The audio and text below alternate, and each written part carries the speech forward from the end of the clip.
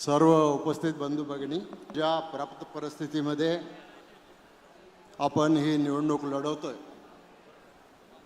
सगळ्या पक्षांनी वहिनींच्या उमेदवारीला पाठिंबा दिलेला आहे आणि 23 तारखेला मतदान होणार आहे।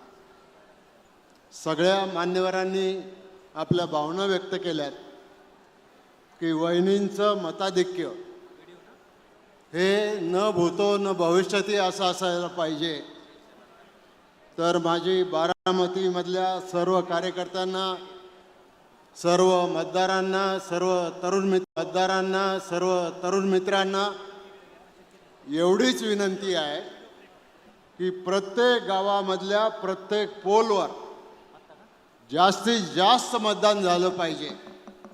नाहीतर मग आता काय वहिनी निवडून येणारच आहेत, मग मी पोल सोडून सकाळीच बाहेर गेलो हे कोणाकडून घडता कामा नये।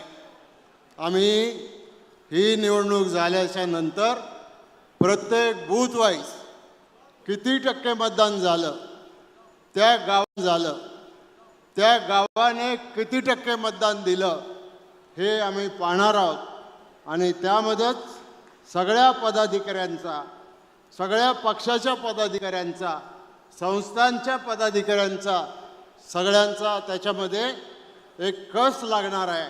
मी जाणीवपूर्वक बारामतीच्या सर्व जनतेला, सर्व पक्षाच्या कार्यकर्त्यांना पुन्हा पुन्हा सांगतो की जास्तीत जास्त प्रत्येक बूथवर 80% 90% मतदान झालं पाहिजे।